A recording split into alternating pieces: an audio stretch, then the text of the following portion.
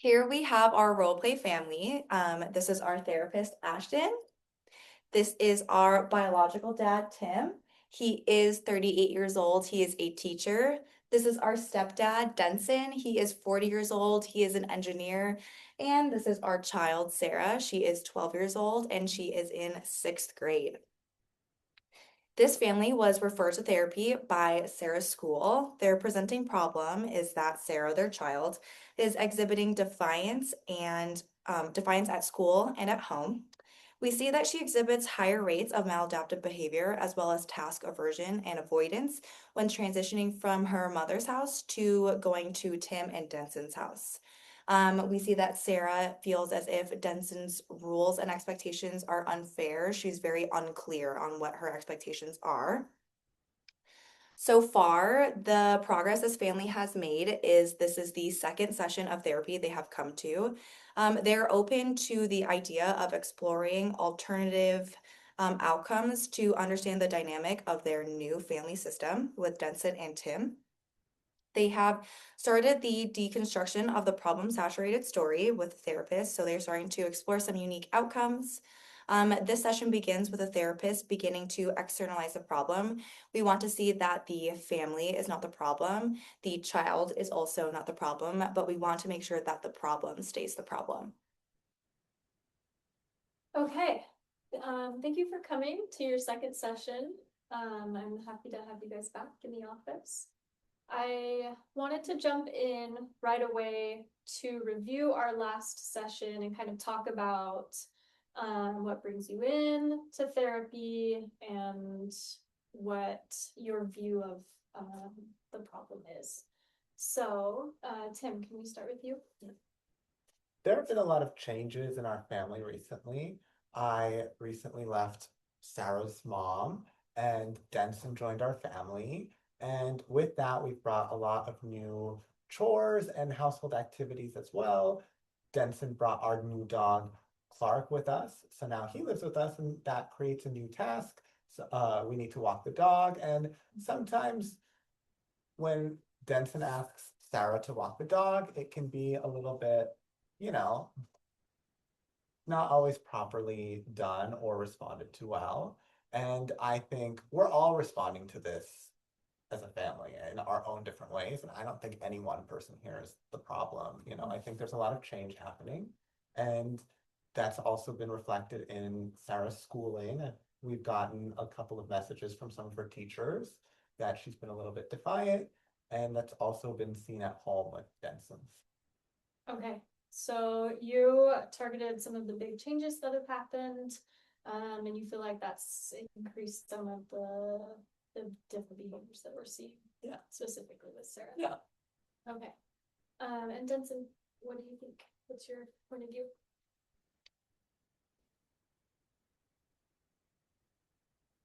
There's like everything I try to do to like make this family a good family, like just gets thrown back in my face. Like I like there's structure in a family. If there's no structure, it's chaos, and we're not a family. So there are expectations to follow, there are rules. And I ask Sarah that, and it's just like the it's like, who am I to say anything? I'm her stepdad.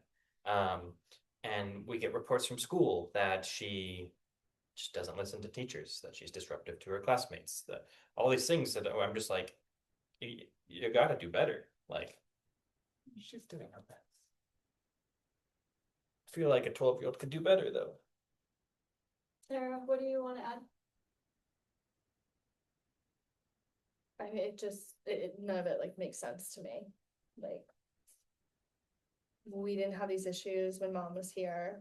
Nothing's changed with me, and I just get yelled at all the time. Okay, so you feel like there are some things that don't make sense, and then of course you just obviously don't like being yelled at, and that's happening at home. Yeah, I mean, I don't think all these new rules make sense, and there's always more rules and changing rules. Like nothing I do is good enough is all I hear. Okay. So if I were to combine some of these things that I'm hearing into one one problem per se. Do you guys think we could come up with one specific thing? Would it be Sarah's behavior? Would it be the changes? What do you guys think? It's Sarah, yeah. Tim, what do you think? I think it's the changes. Okay. Tim and Benson, is there a way that we could come together on what the problem is? I think the changes have affected Sarah, so we can go with what you said. Okay, so we're agreeing that the problem is Sarah or Sarah's behaviors. Her behavior, not Sarah. Okay. Okay. Here we will see the therapist start to the process of externalizing the problem. Okay, so I'd love to try something with you guys, because if I were in Sarah's shoes and I heard that whether the problem is me or whether it's my behavior, that wouldn't feel very good to me. So Sarah, I'm curious if we had to give a different name to this problem. It could be anything. What would you name this problem that we've come up with? I don't know. Denson. Be nice.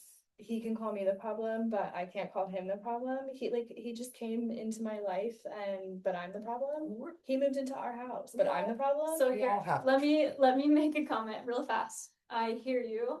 But this is part of the process. This is part of the experiment, is to see if we can come up with a name that's not Sarah, and it's not Denson, it's not anybody that we know, maybe per se. So is there a way that you could just adjust that a little bit? Sure, we can call it Dennis. Dennis? All right, okay. You guys okay if we roll with Dennis for the time being? Yeah, well, we can go Dennis. Okay, Denson's okay with it, then we can do it. Okay. Okay, so we've got our problem, Dennis. Denson's okay. I've got some more questions for you, but let me pause for a second. Here we will see the therapist start the process of mapping the influence of the problem. Okay, so I want to learn more about Dennis here. Sarah, I want to ask you a question first, just about when you feel Dennis shows up the most in life. When I'm being controlled or yelled at. Okay, so for you, Dennis shows up when you're being controlled or yelled at. And then Tim, how about you? I think when we're all together, sometimes Dennis shows up, and I've heard from teachers that Dennis can show up in class at times too. So I don't see Dennis when I'm dropping Sarah off at school, just me and her, or if I'm dropping her off to her mom. Okay. Dennis doesn't seem to be there. Okay, so Dennis isn't around when Sarah's in class? I've heard from teachers You've that heard it from is, teachers. yeah. Oh, sorry, I'm I'm- confused. Oh, when I'm driving Sarah to school, Dennis isn't around. Okay. But when she's in school, sometimes I've heard from teachers. Okay, so the driving part, Yeah, Dennis but it's is just not me and her. around. Yeah. At school. Yeah. He is around. A little bit. And then Denson, how would you answer that question, the same question? When is Dennis? When I see Sarah, I see Dennis. Like, I can't get one without the other. So you feel like Dennis is just around all the time? Yeah. And what does that look like for you? Who is Dennis? Someone. Sorry, it's a little tricky to kind of like catch this. Dennis is just someone who tells her to fight back, and she listens. Okay, so Dennis tells Sarah to fight back. Sarah, do you agree with that or do you disagree? I guess. I guess. I mean, I'm being yelled at. I'm always being told I'm not doing the right things. Like my shoes should go here instead of here. I should put my backpack here instead of here. So yeah, Dennis comes out because who cares? Okay, so Dennis, Dennis comes out because who cares? But let me ask you, aside from what Denson has said, who is Dennis to you? Dennis like defends me because no one else says. Okay, so Denson, remind me, you said that Dennis comes out to when Fight back. fight back, and you said Dennis comes out to defend you. Is that right? Yeah. Okay, then Tim, what do you think about Dennis? I don't like Dennis. I want a family to be united at one point. You know, I want Denson, Sarah, and you can even throw Dennis in there, all of us to get along. Okay, well, so that I would say is your goal for the long run. Yeah. But currently, here right now in this moment, what is Dennis? Who is Dennis? Dennis is confident. Dennis is, you know, Just these like butting heads, Yeah. maybe. yeah. Okay. So real fast, I want to go through maybe a couple of times when Dennis isn't around. Tim, you already mentioned when, you and Sarah are driving to school. Sarah, when are some times when Dennis isn't around?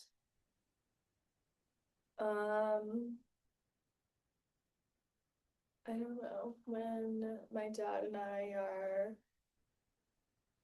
playing video games. Okay, awesome. So Dennis isn't around when you guys are just hanging out, playing video games. Yeah, What's your favorite video game to play? Fortnite. Let's go. All right. We'll have to chat more about that later. Okay. And Denson, what are some times Dennis isn't around for you? I mean, I've heard Daddy's not around when she's with her mom. But But for you personally, I don't know if I've ever seen Dennis not be around when Sarah is here. I mean, maybe when we're asleep, yeah. The Dennis isn't there.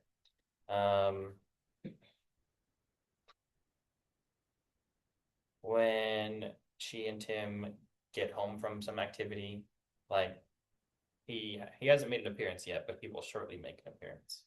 so there's like a little moment Mhm. between the time they get home from an activity. Yep. That he's not around. And then Tim, is there anything else, any other things you wanted to add aside from the drives from school? I mean, my ex-wife and I have talked about this, and not Denson, Dennis doesn't seem to be present when she's with my ex-wife. Okay. That's at least what I've heard. Okay, yes, but for you personally, when is Dennis not around for you? When I'm alone with Sarah, when I drive her to school. So Yeah. similar things that we've Yeah. already said Yeah. when you guys are hanging out, playing video games, doing things together. Yeah. Okay.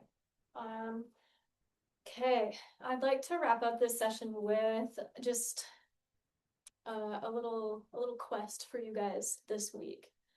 I want to see if we can come to our next session just with more information about Dennis. I'm so curious about Dennis. I want to know more about him. And so I want you guys to just be observant this week.